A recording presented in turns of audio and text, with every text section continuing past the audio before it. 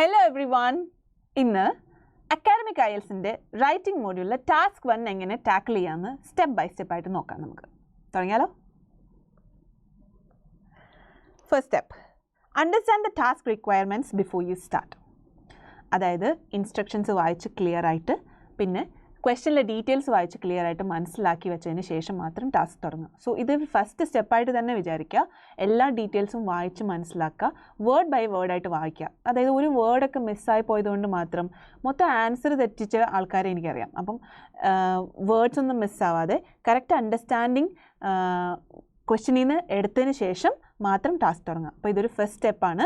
Familiarise yourself with the task description. ടാസ്കിനൊരു description ഉണ്ടാവും and note specific details. ആവശ്യമുള്ള ഡീറ്റെയിൽസൊക്കെ നോക്കി വയ്ക്കുക. And the next step, analyse the visual information carefully. അപ്പം നമുക്കൊരു ഡയഗ്രാം, ഒരു ഗ്രാഫ്, ഒരു ചാർട്ട് അല്ലെങ്കിൽ ഒരു പ്രോസസ് ഡിസ്ക്രിപ്ഷൻ എന്തെങ്കിലും പിക്ചറായിട്ട് തന്നിട്ടുണ്ടാവുമല്ലോ. ഈ പിക്ചറിനെ, ഈ വിഷ്വൽ റെപ്രസെൻറ്റേഷനെ നമ്മൾ നന്നായിട്ട് നോക്കി മനസ്സിലാക്കുക. അതിൻ്റെ ഇപ്പോൾ ഗ്രാഫൊക്കെ ആണെങ്കിൽ എക്സ് ആക്സിസ് വൈ ആക്സിസ് എന്തൊക്കെയാണ്, യൂണിറ്റ്സ് ഓഫ് മെഷർമെൻറ്റ്സ് എന്തൊക്കെയാണ്, എന്തൊക്കെ പ്രോസസ് ഡയഗ്രാം ഒക്കെ ആണെങ്കിൽ ലേബൽസ് ഉണ്ടാവും. ഓരോ സ്റ്റെപ്പിലും ലേബൽസ് കൊടുത്തിട്ടുണ്ടാവും, എന്താണ് ആ സ്റ്റെപ്പിൽ നടക്കുന്നതെന്ന്. മെഷീനറീസിൻ്റെ പേരോ അങ്ങനെ എന്തെങ്കിലുമൊക്കെ ഉണ്ടെങ്കിൽ അതും നോക്കുക. അപ്പോൾ തന്നിട്ടുള്ള എല്ലാ ഡീറ്റെയിൽസും നിങ്ങൾ നോക്കി മനസ്സിലാക്കി. ഗ്രാഫൊക്കെ ആണെങ്കിൽ എങ്ങനെയൊക്കെയാണ്, ലൈൻ ഗ്രാഫാണ് കൊടുത്തിരിക്കുന്നത്, എവിടെ നിന്നൊക്കെയാണ് തുടങ്ങുന്നത്, വാല്യൂസ് വൈ ആക്സിസിൽ വാല്യൂസ് എങ്ങനെയൊക്കെയാണ് കൊടുത്തിരിക്കുന്നത്, ഏത് ഗ്യാപ്പിലാണ് കൊടുത്തിരിക്കുന്നത്, ഇയേഴ്സിലാണോ എക്സ് ആക്സിൽ കൊടുത്തിരിക്കുന്നത്, എല്ലാ ഡീറ്റെയിൽസും നോക്കി മനസ്സിലാക്കി, ഈവൻ ടൈറ്റിലടക്കം നോക്കി മനസ്സിലാക്കിയിട്ട് വേണം നിങ്ങൾ പ്രൊസീഡ് ചെയ്യാനായിട്ട്. അപ്പോൾ ഇത് സെക്കൻഡ് സ്റ്റെപ്പാണ്. വിഷ്വൽ ഇൻഫർമേഷനെ നന്നായിട്ട് പഠിക്കുക. So identify the main trends, patterns, key features, ഇതൊക്കെ ഇതിനകത്ത് വരുന്ന കാര്യമാണ്. Pay attention to the axis, units of measurement. ഞാനിപ്പോൾ തന്നെ മെൻഷൻ ചെയ്തിട്ടുണ്ടായിരുന്നു. എക്സ് ആക്സിസും വൈ ആക്സിസും ഒക്കെ ക്ലിയർ ആയിട്ട് നോക്കി മനസ്സിലാക്കുക എന്നുള്ളത്. അടുത്ത step, create A clear and organised plan for your response. Plan ചെയ്യുക. പ്ലാനിങ് നിങ്ങളെ എത്രമാത്രം ഹെൽപ്പ് ചെയ്യുന്നു ചിലപ്പോൾ നിങ്ങൾക്ക് എക്സ്പീരിയൻസ് ചെയ്യാതെ മനസ്സിലാവില്ല. അതായത് നിങ്ങൾ ഒരുപാട് ടൈം സേവ് ചെയ്യും, നിങ്ങളുടെ ഒരുപാട് മിസ്റ്റേക്സ് ഒഴിവാക്കാൻ പറ്റും റൈറ്റിങ്ങിലുള്ള പ്ലാനിങ് പ്രോപ്പറായിട്ട് ചെയ്ത് കഴിഞ്ഞിട്ടുണ്ടെങ്കിൽ. അപ്പോൾ അതിന് വേണ്ടി ഒരു സ്പെസിഫിക് ടൈം തന്നെ അലോക്കേറ്റ് ചെയ്യുക നിങ്ങൾ റൈറ്റിംഗ് ടാസ്ക് ചെയ്യുന്നതിന് മുമ്പായിട്ട്. അപ്പോൾ സ്ട്രക്ചർ യുവർ റൈറ്റിംഗ്, അതായത് introduction, overview paragraphs, supporting paragraphs, ഇതിലൊക്കെ എന്തൊക്കെ വരണം, അതുപോലെ എത്ര സപ്പോർട്ടിംഗ് പാരഗ്രാഫ്സ് വേണം, ഏതൊക്കെ ഇൻഫർമേഷനാണ് നമ്മൾ എഴുതാൻ പോകുന്നത്. റെലവൻ്റ് ആയിട്ടുള്ള ഇൻഫർമേഷൻ എടുത്ത് എഴുതുമ്പോൾ നമുക്ക് ഇറെലവൻ്റ് ആയിട്ടുള്ളത് ഒഴിവാക്കാനും പറ്റണ്ടേ. അപ്പോൾ ഇതിൽ ഏതൊക്കെ നമ്മൾ സെലക്ട് ചെയ്യണം, ഏത് ഓർഡറിൽ വരുത്തണം, ഇതെല്ലാം നിങ്ങൾ പ്ലാൻ ചെയ്ത് വയ്ക്കുക. അതിനുവേണ്ടി കുറച്ച് സമയം മാറ്റി വയ്ക്കുക. ഓക്കെ. സോ അടുത്ത step, begin your writing with concise and engaging introduction. ഇൻട്രൊഡക്ഷനാണ് നമ്മൾ ആദ്യം എഴുതേണ്ടത്. അത് തന്നെ എൻഗേജിങ് ആക്കാൻ നോക്കണം.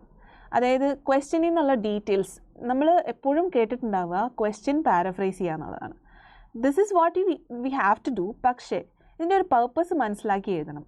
നമുക്ക് കൊടുക്കേണ്ട ഡീറ്റെയിൽസ്, അതായത് ഡയഗ്രത്തിനെ കുറിച്ചിട്ടുള്ള ബേസിക് ആയിട്ടുള്ള ഡീറ്റെയിൽസ്, എന്തിനെ കുറിച്ചുള്ള ഡയഗ്രമാണ്, ഏത് ഇയേഴ്സിലെ ഡേറ്റയാണ്, അല്ലെങ്കിൽ യൂണിറ്റ്സ് എന്താണ്, അങ്ങനെയുള്ള മെയിൻ ഇൻഫർമേഷനാണ് നമ്മൾ ഇൻട്രൊഡക്ഷനിൽ കൊടുക്കേണ്ടത്. ഇത് നിങ്ങളുടെ സ്വന്തം വേർഡ്സിൽ, അല്ലാതെ ഒരു കോമൺ ആയിട്ട് എല്ലാവരും ഫോളോ ചെയ്യുന്ന ഒരു മെത്തേഡിലോ സ്ട്രക്ചറിലോ അല്ലാതെ നിങ്ങളുടെ സ്വന്തം വേർഡ്സിൽ ജെന്യുവിനായിട്ട് എഴുതാൻ നോക്കണം. അതും മാത്രമല്ല, ഇത് വായിക്കുന്ന ആളെ ഹുക്ക് ചെയ്യേണ്ട ഒരു സ്റ്റേറ്റ്മെൻറ്റാണിത്. ഫസ്റ്റ് സെൻറ്റൻസ് ആയിരിക്കും നിങ്ങളുടെ റൈറ്റിങ്ങിൽ.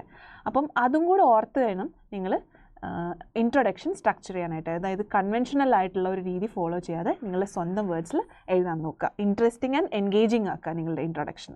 ഓക്കെ. അടുത്ത step, present an overview in A separate paragraph. Overview നമ്മൾ ഇൻട്രൊഡക്ഷന് പുറകെ തന്നെ ചെയ്യേണ്ട ഒരു കാര്യമാണ് നോർമലി. ഓവർവ്യൂ എന്ന് പറഞ്ഞാൽ നിങ്ങൾക്കറിയാം, നിങ്ങളുടെ വിഷ്വൽ ഡയഗ്രത്തിൻ്റെ അല്ലെങ്കിൽ പിക്ചറിൻ്റെ ഒരു സമ്മറിയാണ് നമ്മൾ ഓവർവ്യൂവിൽ കൊടുക്കുക, അല്ലേ? അപ്പോൾ നമ്മൾ ഇത് ഇൻട്രൊഡക്ഷൻ കഴിഞ്ഞിട്ടുള്ള പാരഗ്രാഫ് അത് സെപ്പറേറ്റ് ആയിട്ട് തന്നെ കൊടുക്കുക. So that the reader knows. ഇങ്ങനെ ഒരു ക്ലിയർ സമ്മറി ഇൻട്രൊഡക്ഷൻ കഴിഞ്ഞിട്ട് വായിക്കാൻ കിട്ടുക, അതിനൊരു ക്ലാരിറ്റി ഉണ്ടാവാനും റീഡറിന് അത് മനസ്സിലാവാനും, ഇതൊരു ഓവർവ്യൂ എന്ന് മനസ്സിലാവാനുമായിട്ട് നിങ്ങളത് സെപ്പറേറ്റ് ആയിട്ട് തന്നെ കൊടുക്കുക. അപ്പം ഐഡൻറ്റിഫൈയിങ് ദ കീ ഫീച്ചേഴ്സ് എന്നുള്ളതും ഇമ്പോർട്ടൻ്റ് ആണ്. നിങ്ങൾ ഓവർവ്യൂ എഴുതുമ്പോൾ നിങ്ങൾക്ക് കീ ഫീച്ചേഴ്സാണ് എഴുതേണ്ടതെന്ന് അറിയാം, എങ്ങനെയാണ് എഴുതേണ്ടതെന്ന് ചിലപ്പോൾ അറിയുന്നുണ്ടാവും, പ്രാക്ടീസ് ചെയ്തിട്ടുണ്ടാവും. അതിൻ്റെ ഒപ്പം തന്നെ നിങ്ങൾ പ്രാക്ടീസ് ചെയ്യേണ്ട ഒരു കാര്യമാണ് എങ്ങനെയാണ് കീ ഫീച്ചേഴ്സ് ഐഡൻറ്റിഫൈ ചെയ്യേണ്ടത്, ഏതൊക്കെയാണ് കീ ഫീച്ചേഴ്സ്. ഇതും നിങ്ങൾ ഡെവലപ്പ് ചെയ്യേണ്ട ഒരു സ്കില്ലാണ്. ഓർക്കുമല്ലോ? അതുപോലെ ഓർവി എഴുതുമ്പോൾ ശ്രദ്ധിക്കേണ്ട വേറൊരു കാര്യമാണ് എക്സസീവ് ഡീറ്റെയിൽസിലേക്കൊന്നും പോകരുത്. നമ്മൾക്ക് എക്സസീവ് ബാക്കിയുള്ള ഡീറ്റെയിൽസ് ന്യൂമറിക്കൽ ഡേറ്റ എല്ലാം നമ്മൾ സപ്പോർട്ടിംഗ് പാരഗ്രാഫ്സിലാണ് വരേണ്ടത്. അപ്പോൾ അതും കൂടെ ശ്രദ്ധിക്കാൻ ഓർക്കുക. അടുത്ത step, support with specific details in the subsequent paragraphs. വരുന്ന പാരഗ്രാഫ്സ്, അതായത് ബോഡി പാരഗ്രാഫ്സിൽ നിങ്ങൾ സപ്പോർട്ടിംഗ് ഡീറ്റെയിൽസ് കൊടുക്കുക. അപ്പോൾ അതിൽ ഒരുപാട് കോമ്പിനേഷൻസ് ഓഫ് എന്താ പറയുക, accurate data, percentages, comparisons, specific examples, ഇതൊക്കെ വരും. അപ്പം ന്യൂമറിക്കൽ ഡേറ്റ ഉണ്ടാവും, കമ്പാരിസൺസ് ഉണ്ടാവും, സിമിലർ ആയിട്ടുള്ളത് അല്ലാത്തത് ഇതെല്ലാം ഉണ്ടാവും. അതുപോലെ തന്നെ നിങ്ങൾക്ക് എന്താ പറയുക, സ്പെസിഫിക് എക്സാമ്പിൾസ്, നിങ്ങൾ കൊടുക്കുന്ന ഒരു കമ്പാരിസണോ ഒരു ഡിസ്ക്രിപ്ഷനോ പ്രൂവ് ചെയ്യാൻ വേണ്ടിയിട്ടുള്ള ന്യൂമറിക്കൽ ഡേറ്റയും നിങ്ങൾ കൂടെ എഴുതിയിട്ടുണ്ടാവണം. അപ്പം അതിൽ തന്നെ റെലവൻ്റ് ആയിട്ടുള്ളത് ഇറെലവൻ്റ് ആയിട്ടുള്ളതൊക്കെ ഐഡൻറ്റിഫൈ ചെയ്ത് ഗ്രൂപ്പ് ചെയ്ത് എഴുതാനും നിങ്ങൾക്ക് പറ്റണം. ചിലപ്പോൾ സിമിലർ ആയിട്ടുള്ള ഇൻഫർമേഷൻ ഗ്രൂപ്പ് ചെയ്ത് എഴുതാൻ പറ്റും നിങ്ങൾക്ക്.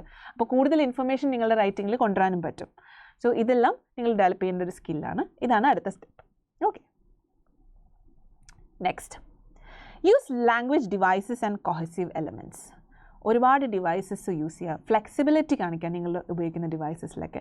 നിങ്ങൾക്കൊരു ഗ്രാഫിലുണ്ടായ ന്യൂമറിക്കൽ ഡേറ്റ എന്ന് പറയുക കൂടുക കുറയുക ഇതൊക്കെ നിങ്ങൾക്ക് പറയാവുന്നതാണ്. ഇൻക്രീസ്ഡ് ഡിക്രീസ്ഡ് എന്നൊക്കെ പറയാവുന്നതാണ്. പക്ഷേ ഇതെങ്ങനെ ഇൻക്രീസ് ചെയ്തു, എങ്ങനെ ഡിക്രീസ് ചെയ്തു, ഇതൊക്കെയാണ് നിങ്ങൾ പ്രിസൈസ്ലി പറയേണ്ട കാര്യങ്ങൾ. അതിന് വേണ്ട അഡ്ജക്റ്റീവ്സ്, ആഡ്വേർബ്സ് ഒക്കെ നിങ്ങൾ കൃത്യമായിട്ട് അപ്രോപ്രിയേറ്റ് ആയിട്ട് യൂസ് ചെയ്യാൻ നോക്കുക. ആവശ്യത്തിന് ഫ്രേസസ് ഒക്കെ യൂസ് ചെയ്യുക. നിങ്ങളെ ഓരോ ഇൻഫർമേഷനെയും ലിങ്ക് ചെയ്യാൻ നിങ്ങളെ ഹെൽപ്പ് ചെയ്യുന്ന വേർഡ്സ് ആൻഡ് ഫ്രേസസ് ഒക്കെ ഉണ്ട്. ഇങ്ങനെ ലോജിക്കലി എല്ലാ ഇൻഫർമേഷനും ലിങ്ക് ചെയ്ത് ഫ്ലോയിൽ തന്നെ എഴുതുക. ഇതാണ് അടുത്ത step. And the last one, proof read and revise. അതായത് എപ്പോഴും എഴുതി കഴിഞ്ഞാൽ നമ്മളുടെ ടാസ്ക് തീരുന്നില്ല. അവിടെ നമ്മൾ ഒരു എന്താ പറയുക, ചിലപ്പോൾ ഒരു 30 സെക്കൻഡ്സോ 40 സെക്കൻഡ്സോ നിങ്ങൾ മാറ്റി വയ്ക്കുന്നത് നല്ലതാണ് ടു പ്രൂഫ് റീഡ്. എന്തായാലും വായിച്ചു നോക്കണം നിങ്ങൾ എഴുതിയതെല്ലാം.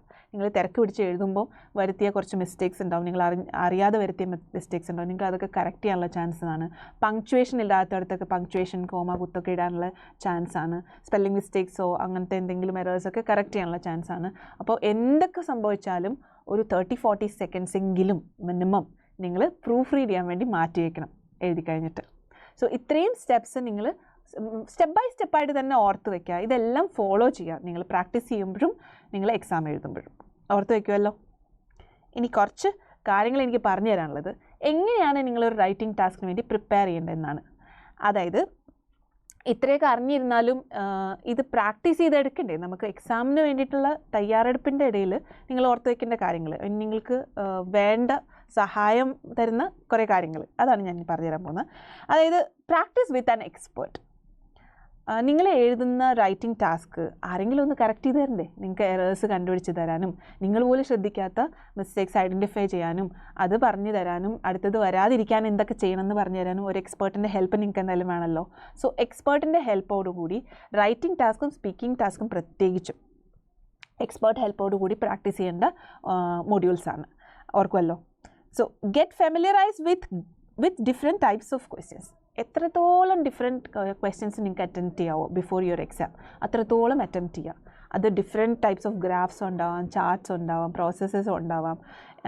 അതിൽ തന്നെ പല പല ടെൻസസ്, പല പല വേസ് ഓഫ് ഡിസ്ക്രിപ്ഷൻ ഉപയോഗിക്കുന്നുണ്ടാവും. എല്ലാം പരമാവധി ക്വസ്റ്റ്യൻസ് അറ്റംപ്റ്റ് ചെയ്യുക, പരിചയപ്പെടുക. ഇതൊക്കെ നിങ്ങൾ എക്സാമിന് മുമ്പ് ചെയ്തിരിക്കേണ്ട കാര്യങ്ങളാണ്. Work on frequent mistakes and errors.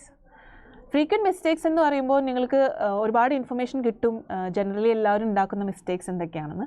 പക്ഷേ എല്ലാവരും ഉണ്ടാക്കുന്ന മിസ്റ്റേക്സിനേക്കാൾ കൂടുതൽ നിങ്ങൾ ശ്രദ്ധിക്കുന്നത് നിങ്ങൾ ഉണ്ടാക്കുന്ന മിസ്റ്റേക്സാണ്. നിങ്ങൾ ചെയ്തുകൊണ്ടിരിക്കുന്ന പാറ്റേൺസ്, നിങ്ങൾ വരുത്തിക്കൊണ്ടിരിക്കുന്ന എറേഴ്സ്, അതും റിപ്പീറ്റ് ചെയ്യുന്ന എറേഴ്സ്, അത് ഐഡൻറ്റിഫൈ ചെയ്യുക, അത് കറക്റ്റ് ചെയ്യുക. ഇതിന് വേണ്ടിയിട്ട് നിങ്ങൾക്കൊരു എക്സ്പേർട്ട് ഹെൽപ്പ് എടുക്കാവുന്നതാണ്. Learn time management. റൈറ്റിംഗ് മൊഡ്യൂളിലും റീഡിംഗ് മൊഡ്യൂളിലും ഏറ്റവും അത്യാവശ്യം വേണ്ട ഒരു കാര്യമാണ് ടൈം മാനേജ്മെൻറ്റ് എന്നുള്ളത്. നിങ്ങൾ പ്രോപ്പറായിട്ട് പ്ലാൻ ചെയ്ത്, ഇപ്പം ഞാൻ പഠിപ്പിച്ചു തന്ന ഈ 8 സ്റ്റെപ്സ് അതിന് നിങ്ങളെ ഹെൽപ്പ് ചെയ്യുമെന്നാണ് ഞാൻ വിചാരിക്കുന്നത്. അതായത് സ്റ്റെപ്പ് ബൈ സ്റ്റെപ്പായിട്ട് ടൈമിനെ കുറിച്ചുള്ള അവയർനെസ്സോട് കൂടി തന്നെ ടാസ്കുകളെ അപ്രോച്ച് ചെയ്യുക. ടൈം മാനേജ്മെൻറ്റ് പ്രാക്ടീസ് ചെയ്ത് തന്നെ പഠിക്കുക. ടൈമർ വെച്ച് തന്നെ പ്രാക്ടീസ് ചെയ്യുക. സോ ടൈം മാനേജ്മെൻറ്റ് പഠിച്ചെടുക്കുക. ടൈം നഷ്ടമായതുകൊണ്ട് നിങ്ങൾക്ക് സ്കോർ നഷ്ടമാകരുത്. Ignore miss information, last one. അതായത് നിങ്ങൾക്ക് ഇഷ്ടംപോലെ ഇൻഫർമേഷൻ എല്ലാ സോഴ്സസിൽ നിന്നും കിട്ടും, സോഷ്യൽ മീഡിയ പ്ലാറ്റ്ഫോംസിൽ നിന്നും മറ്റും കിട്ടും. യൂട്യൂബ് വീഡിയോസ് ഉണ്ടാവും, ഇൻസ്റ്റാഗ്രാം റീൽസ് ഉണ്ടാവും, അങ്ങനെ പല സോഴ്സസ് ഉണ്ട് നിങ്ങൾക്ക് ഒരുപാട് ഇൻഫർമേഷൻ തരാൻ. അതെല്ലാം വിശ്വസിക്കാവുന്നതല്ല. നിങ്ങൾ ഒതൻറ്റിക് ആയിട്ടുള്ള ഇൻഫർമേഷൻ, ഒതൻറ്റിക് ആയിട്ടുള്ള പേജസ്, ചാനൽസൊക്കെ ഫോളോ ചെയ്യാൻ നോക്കുക. അവിടെ നിന്ന് കിട്ടുന്ന ഇൻഫർമേഷൻ മാത്രം ഫോളോ ചെയ്യുക. തെറ്റായിട്ടുള്ള തെറ്റിദ്ധാരണകളൊക്കെ നിങ്ങൾ അവോയ്ഡ് ചെയ്യാൻ നോക്കുക. അപ്പം പ്രാക്ടീസ് ചെയ്യുമ്പോൾ ഇതെല്ലാം ഓർക്കുമല്ലോ. അതുപോലെ തന്നെ ഈ step by step guide follow ചെയ്യുക, എക്സാമിന് നല്ല മാർക്ക് മേടിക്കുക. അപ്പം ഇത് റൈറ്റിംഗ് ടാസ്ക് 1 മാത്രമേ ആയുള്ളൂ. നമുക്കിനി ടാസ്ക് 2 ഉണ്ട്. ടാസ്ക് 1ലും കൂടുതൽ കാര്യങ്ങൾ പഠിക്കാനുണ്ട്, ഡിഫറെൻറ്റ് ക്വസ്റ്റ്യൻസ് ഉണ്ട്. അപ്പോൾ അതൊക്കെ നമുക്കിനി വരും വീഡിയോസിലൊക്കെ പഠിക്കാവുന്നതാണ്. സോ